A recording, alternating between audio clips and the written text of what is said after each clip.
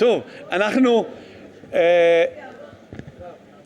התלבטתי מול פרופסור מוקיר אם יש לכם כוח עוד לשמוע כמה שאלות שיענה עליהם. אני רואה לפי הקהל, הוא אומר רק התחיל, אז אנחנו נמשיך עוד כמה דקות, נשאל כמה שאלות ונודה לו על ההרצאה המרתקת והמעניינת וניפרד לשלום לערב לפחות. טוב, השאלות כמובן הן שאלות שלכם, של הקהל, לאלה ששלחו שאלות. אני אשאל 3 שאלות, לדעתי יספיקו לנו. התחלת בסוגיית, הזכרת סוגיית הבינה מלאכותית. האם לדעתך המהפכה הזו היא מהפכה כלכלית בסדר הגודל של מהפכה תעשייתית? והאם לדעתך הלקחים ההיסטוריים שלמדנו מהמהפכה התעשייתית רלוונטיים להתמודדות עם המהפכה הזו? תראה, קודם כל צריך להבין דבר אחד, אנחנו נמצאים בתחילתה של מהפכת הבינה המלאכותית, כן? אז אנחנו ממש, המהפכה הזאת היא בחיתוליה. בזמן המהפכה התעשייתית הייתה הרבה יותר איטית, כן? היא לקחה 70 שנה, אנשים בנו מכונה, והמכונה לא בדיוק עבדה, ועבדו עליה, ותקנו אותה, וסידרו אותה, ושיפצו אותה, וזה לקח עשרות שנים. אנחנו, כמו שאמרתי, זה עובד הרבה יותר מהר, אבל עדיין אנחנו נמצאים בתחילתה, וקשה מאוד לדעת מה יהיה התוצאות הסופיות. יש המגוון בין הכלכלנים לבין אלה כמו אסמוגלו, שאומרים שזה מוגזם ולא צריך להתרגש, ויש כאלה כמו בריניולסון, שבאמת פוחדים שזה ישנה את המשק בצורה דרמטית. אני אומר כך, מה שאני יודע, זה שהבינה המלאכותית תהיה אחד הכלים החזקים ביותר לשיפור המדע. כן? על זה אין ויכוח. אין כמעט מדע שלא משתמש בבינה מלאכותית זו או אחרת. כולל אנשים בהיסטוריה כלכלית. אני רוצה לדעת איזושהי שאלה, אני בודק בשאלה, לאן אני הולך? אני כבר יש לי, הספרים שלי בבית מעלים אבק. אני הולך לקלוד. מה אני צריך ללכת לספרייה שלי?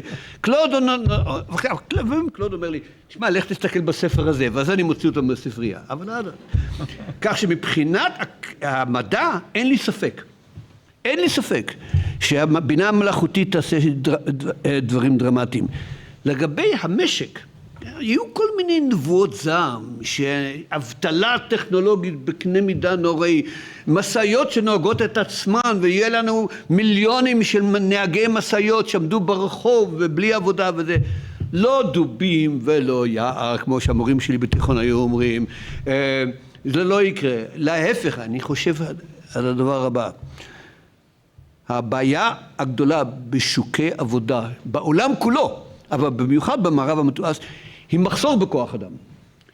כי בסך הכל אנחנו עומדים אחרי 25 שנה של שיעורי לידה מאוד נמוכים, ושל הזדקנות האוכלוסייה שבהם יש יותר ויותר פנסיונרים ופחות ופחות עובדים, והיום יש מחסור בעובדים כמעט בכל מדינה.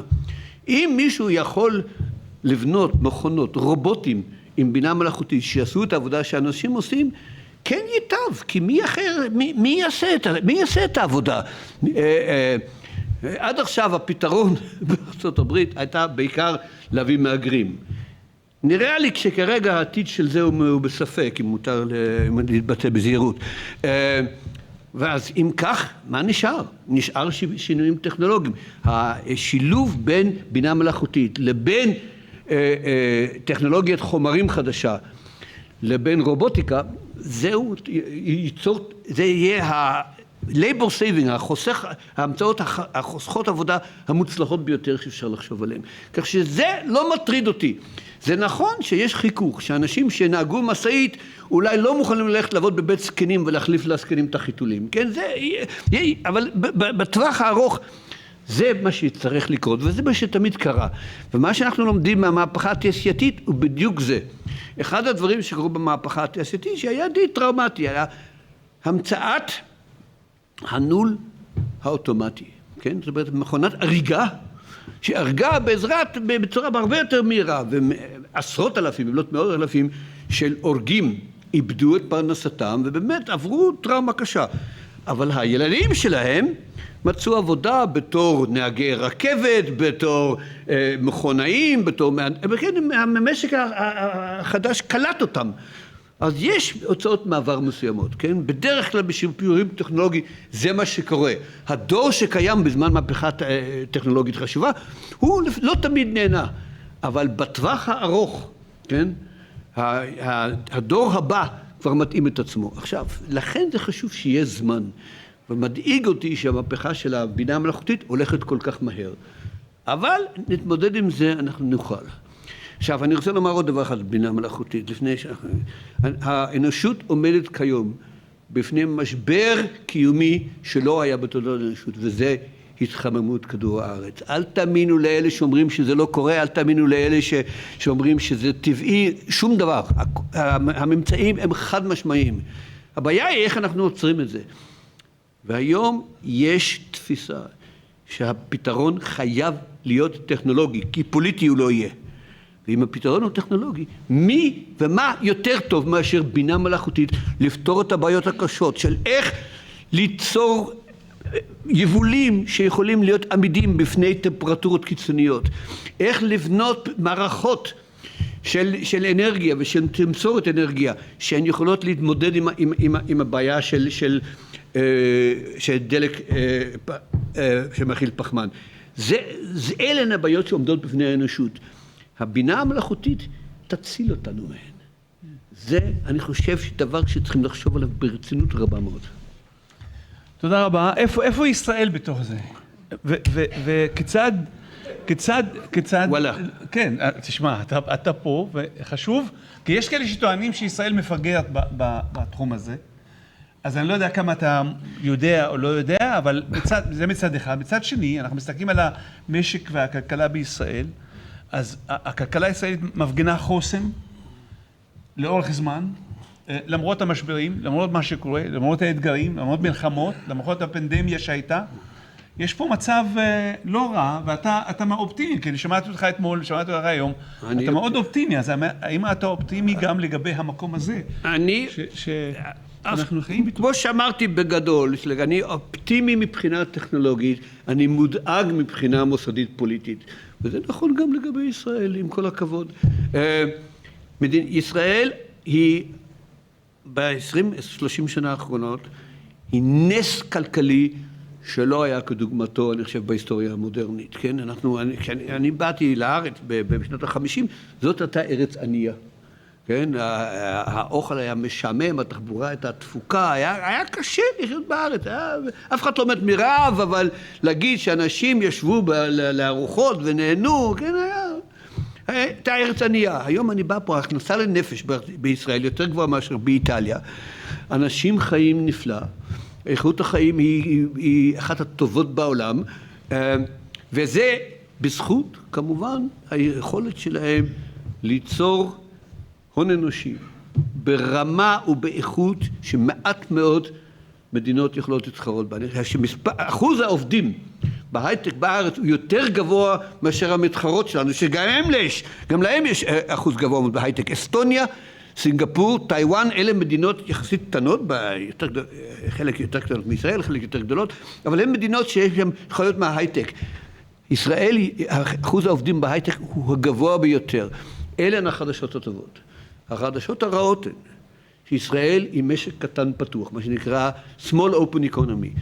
ואחד התכונות של משק קטן פתוח הוא שאם התנאים שם נהיים גרועים, האנשים שמפעילים את העושר יכולים לקחת המזוודות וללכת.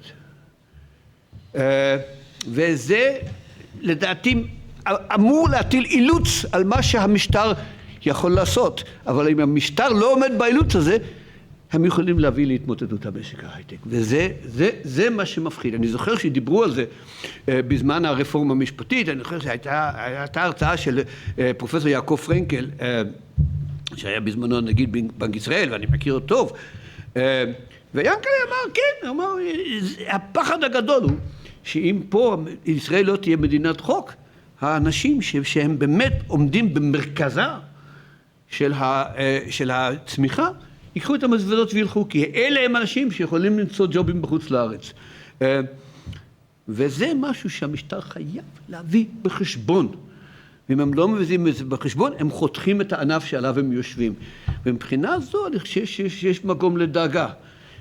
כך שההבחנה שלי בין האופטימיות הטכנולוגית לבין הדאג, אני לא רוצה להגיד פסימיות, אבל מודאגות מוסדית ופוליטית, היא תופסת גם לגבי ישראל. אגב, היא גם תופסת לגבי ארצות הברית, ואל תשאל אותי על זה בבקשה, כי אני אסתבך.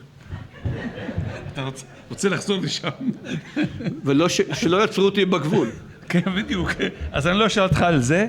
אני דווקא, בגלל באמת שאני ממש רוצה להודות לך על כל מה שאתה עושה פה, ולא להחזיק אותך יותר מדי זמן. קדימה.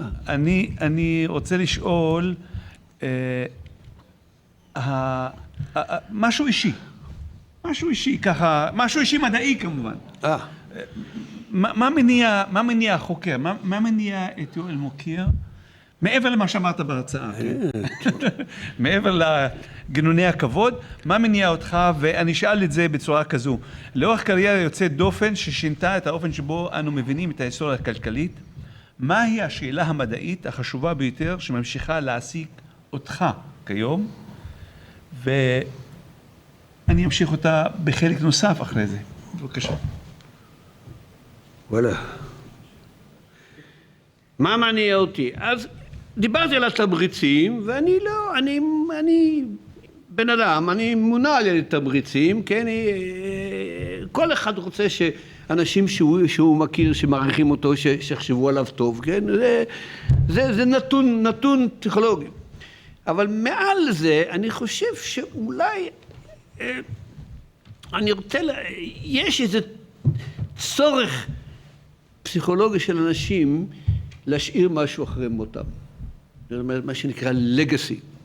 מה נשאר ממני אחרי שאני כבר לא פה? אז זה בשביל רובנו, זה כמובן משפחה, ילדים, נכדים, נינים, וגם אצלי, גם יש לי שני נכדים, ברוך השם, כן. אבל מעל ומעבר לזה, אני שואל את עצמי לפעמים, מה נשאר ממני אחרי שאני לא פה? ויש שני דברים, שני ספרים, שאולי יישארו בספריות, ואולי לא יעלו כולם אבק, ויש לי תלמידים, ולתלמידים, כמו שאתה אמרת, וכמו שאריאל אמר, לתלמידים שלי יש תלמידים, ולתלמידים של התלמידים שלי יש תלמידים, יש לי נינים אינטלקטואליים, והם יישארו. ומבחינה זו יישאר ממני משהו אחרי שאני פה. אני חושב שזה בעצם הגרסה המודרנית לעולם הבא. כן? בימי הביניים כל אחד חשב, אחרי שאני מת, אני אלך לגיהנום או לגן עדן או משהו כזה. מעט אנשים מאמינים בזה היום, אבל השאלה היא, באמת נשאר משהו, שאחרי 30-40 שנה אחרי שאתה כבר לא פה, האם באמת מישהו יזכור את השם שלך? וזהו, היום קראו לרחבה הזאת לפני בית ספר ברגלס על שמי, אז אני מתאר לעצמי שבעוד 30-40 שנה מישהו יבוא שם ויגיד, וואלה, מי זה שקראו שמו? אולי, אבל לפחות השם שלי יהיה שם. השיקול הזה הוא מניע, שאני חושב שמניע הרבה מאוד אנשים, גם אם הוא לא תמיד במלוא הכרה. השאלה הגדולה ששאלת אותי, מהי שאלת המחקר? אני חושב העולם עומד, כמו שאמרתי, בפני שתי בעיות קיומיות קשות מאוד. אחת, כבר אמרתי, שינוי אקלימי, והשני הוא הירידה בפוריות ובשיעורי הלידה, שאנחנו היום נמצאים במצב שאף חברה בהיסטוריה לא הייתה בו, וזה שאנחנו עם כל העושר וכל היכולת שלנו, אנחנו בטווח הארוך הזן היחידי של בעלי חיים שמתאבד, כי אנחנו לאט לאט אנחנו לא מצליחים לייצר מספיק ילדים. שיעורי הילודה ימשיכו לרדת כמו שהם יורדים ממנו, בסופו של דבר מספר האנשים בכדור הארץ יפחת, ואלה אם כן יש שינוי מסוים. ואתם יודעים, מה שמשגע אותי זה שבמאה ה-19 שני הוגים שהיו בעלי השפעה ענקית, תומאס מלתוס וצ'ארלס דרווין, שניהם ניבאו שככל שהכנסה עולה ואנשים מתעשרים יותר, כן ירבו ילדים, כן? צ'ארלס דרווין אמר ודיבר על משהו שנקרא באנגלית סופר פקונדיטי, כן? כל בעל חיים, צמח או חיה, יש לו את היכולת להתרבות עד אין סוף, כל עוד שיש לו את התנאים החומריים להתקיים. עכשיו, אנחנו יצרנו את התנאים האלה, והיית אומר, אנחנו צריכים, כולנו יכולים לעשות לעצמנו משפחות של 12 ילדים, ויהיה מספיק לאכול לכולם, כן? אבל זה לא מה שאנחנו עושים, כן? זאת שאלה שמעסיקה אותי בצורה לא רגילה. איך זה שדרווין ומלתוס כל כך טעו, וכל כך ניבאו בדיוק ההפך ממה שקורה? היום, גבירותיי ורבותיי, אפילו הודו לא מייצרת מספיק ילדים. שיעורי הילודה בהודו הם מתחת לסף הזה של 2.03 שבה החברה מחדשת את עצמה. בסין זה כבר מזמן ירדנו, בדרום קוריאה המצב פשוט קטסטרופלי, כן? ביפן, במזרח אירופה, בדרום אירופה, באיטליה, בכל מקום, אנשים לא עושים יותר ילדים. התוצאה היא לא רק שמין האנושי בטווח הארוך מאוד ייכחד, אני לא, זה כרגע לא באופק שלי, אבל יהיו תוצאות חברתיות פנטסטיות, משום יהיה לנו עולם של פנסיונרים, שכל פנסיונר מוחזק על ידי פחות ופחות ופחות עובדים, וזה, רבותיי, לא שיווי משקל. כן? זה לא ייתכן. אז אולי הפתרון הוא שאנשים יחיו 140-160 שנה, כמו שאמרתי קודם, אולי. כמו שהמצב היום, זהו משבר. עכשיו, הוא לא משבר כמו שמשבר שינוי אקלים, שמאיים עלינו אסון. זה ששיעורי הילודה יורדים, זה לא אסון שמישהו יצר עלינו, זה מההחלטות של פרטים שכל אחד מחליט, אני רוצה ילד אחד במקום 3, או אני בכלל לא רוצה ילדים, או אי אפשר להגיד לאנשים, החלט לא נכון, איך את מעיזה לא לעשות ילדים? זה לא תפקיד הממשל, אלה החלטות שהן כנראה מה שאנשים רוצים. אבל התוצאה תהיה שאנחנו צריכים להתמודד עם זה כלכלית וחברתית. וזה בעיה שאני חושב שכל כלכלן, כמו שלוקאס אמר, ברגע שאתה מתחיל לחשוב, וזה קשה לחשוב על משהו אחר, זה דבר שמטריד אותי. אני רוצה לדעת למה האנשים באמת החליטו להוריד ילודה. יש לי תשובות, אגב, יש לי הרצאה ארוכה על זה, אבל אני רוצה לדעת גם מה התוצאות. ואנחנו עדיין לא מתמודדים מספיק עם הבעיה של התוצאות של עולם שהולך ומזדקן. ומי שזה לא מטריד אותו, שילך ויוציא ספר בדמוגרפיה. עוד נסיים באמת בשאלה, קובי מצר סיפר כיצד קיבלת את הבשורה על הזכייה. אני בשיחת טלפון איתך, שאלתי אותך כמה שאלות, ואני רוצה לשאול אותך עכשיו בפני הקהל, האם ציפית לה? לא. למה? האם ציפה לזכייה בנובל? כן? האם הייתה לו תחושה, האם הוא ידע, האם... תראה, בוא נגיד ככה, קודם כל, אם אני הייתי בוועדה, לא הייתי מצביע בשבילי. למה? כי אני מכיר את העבודה שלי יותר טוב מכל אחד אחר. אבל מעל ומעבר לזה, השטח של היסטוריה כלכלית, שהוא חלק מכלכלה, אם כי יש לו דריסת רגל בהיסטוריה כמובן ובשטחים אחרים, אבל זכה בפרס נובל בשנת 1993, שזכו בו שניים מגדולי הדור, רוברט פוגל ודאגלס נורת', ומאז בצורת. כן, קיבלו אקונומטריקאים, אנשי מקרו, אנשי כלכלת עבודה, אנשי תורת המשחקים, כל מיני אנשים שבכלל לא כלכלנים, אינטלקטואלים דגולים, כמו דני קנמן למשל, כן, או אלנור אוסטרום, זכו, היסטוריה כלכלית עמדה בצד. ובשנתיים של האחרונות, לפני שהפרס הנוכחי, לפני שנתיים קיבלה את זה פרופסור קלודיה גולדין, אמנם היא קיבלה את זה, הם קראו לזה אחרת, הם קראו לזה על לימודי מגדר, אבל היא היסטוריונית כלכלית בכל רמ"ח ושס"ה, תאמין לי. קלודיה קיבלה את הפרס, ואז אמר, יופי, היסטוריה כלכלית זכתה, סוף סוף הבצורת עברה. שנה לאחר מכן, הם עשו דבר מעניין, הם נתנו את הפרס לשלושה אנשים, שניים מהם, שאני מכיר אותו מצוין, אסמוגלו ורובינסון, הם אנשי אשכולות. אסמוגלו הוא פשוט אשף, הוא עובד בכל שטח בכלכלה, הכלכלנים פה יודעים, כן, הוא פשוט איש מדהים. אבל הפרס ניתן להם על עבודה בהיסטוריה כלכלית. כן, על המחקר שלהם, על הנדידה של מוסדות ועל ההיפוך הגדול, סיפור ארוך, אבל זה סיפור היסטורי. כי דארון וג'ים עבדו על היסטוריה כלכלית. ואז אמרתי, השנה בטח היסטוריה כלכלית תקבל. והיה לי שורה של כלכלנים שאני חשבתי שיקבלו, אחד במקרו, אחד במה שנקרא ניתוח רשתות, אנשים מצוינים. אמרתי, היסטוריה כלכלית לא יקבלו השנה. ואז, כמו שאמרתי, אני לא חשבתי שיש סיכוי כלשהו ש3 שנים בזה אחר זה הם ייתנו להיסטוריה כלכלית, אחרי בצורת של מעל 30 שנה.